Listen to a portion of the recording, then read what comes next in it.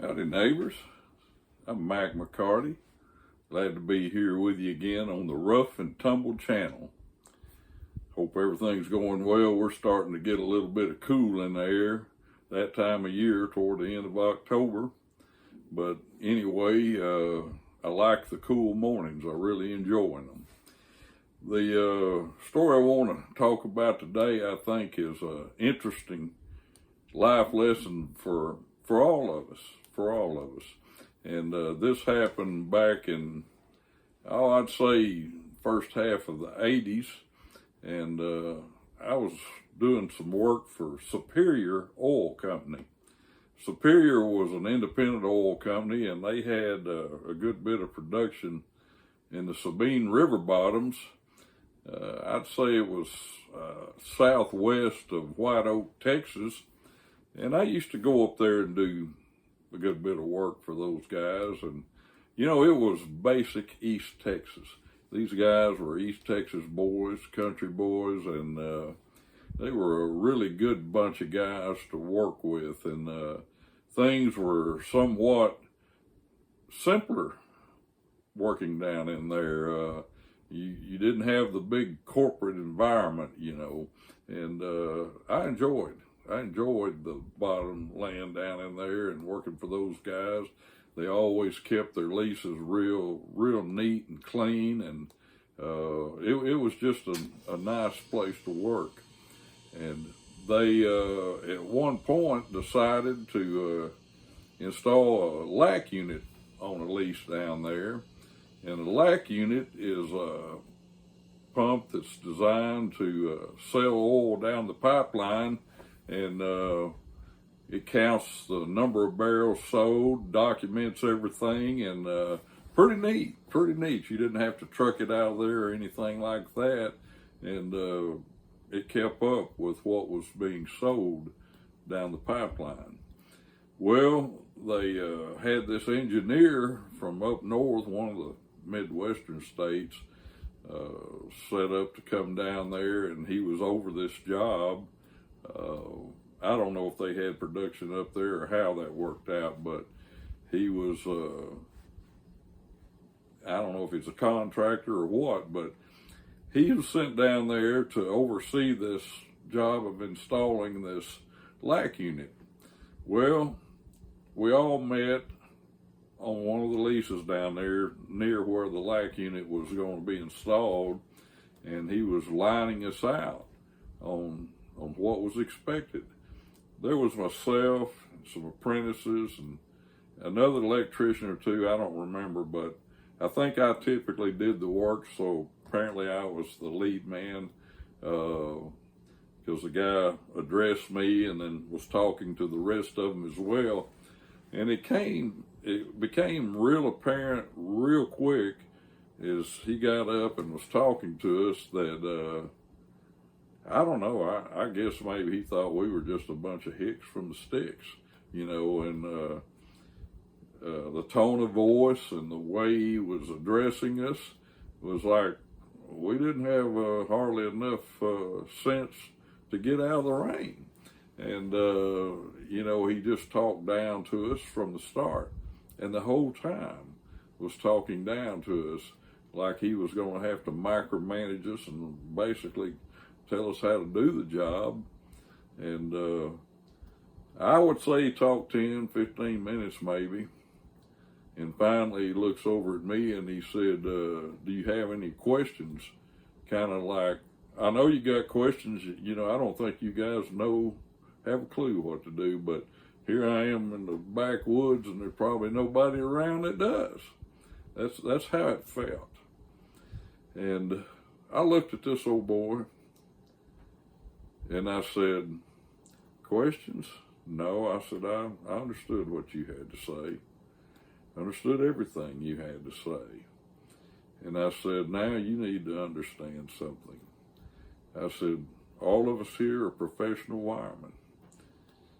We know what we need to do, and we know how to do it. We don't need anybody holding our hand.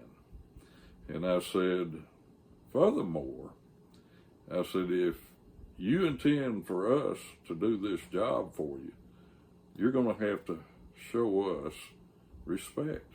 Common decency you would show any other human being. And I said, we'll not be talked down to. We'll not be treated like you just talked to us. I said, I'm really surprised a professional engineer did what you just did. And I said, so you decide. You're either going to treat us right, or we're going to leave this place and you can figure out how you're going to do your job. And that man just stood there, his mouth kind of dropped open, and he didn't know what to say. He just sat there and stared at me. I bet it was a couple of minutes. And finally he just kind of dropped his head and he said, you know something? He said, you're exactly right. You're exactly right. He said, you told me straight, but he said, you did it nicely. And he said, I appreciate that. I don't deserve that. He said, you're right. I was talking down. He said, not consciously, not intentionally. He said, I just assumed some things that obviously are not true. And he says, you have my profound apology. He said, I am ashamed of myself. He said, I can't believe I let myself fall into that kind of a trap. He said, but I assure you, if I can get you guys to do this job, that I will treat you with the utmost respect. And he said, that's my solemn promise.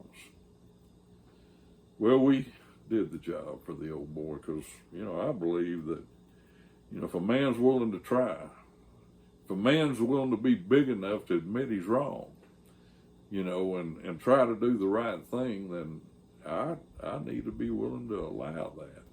And that's what we did. All the guys were in agreement on that.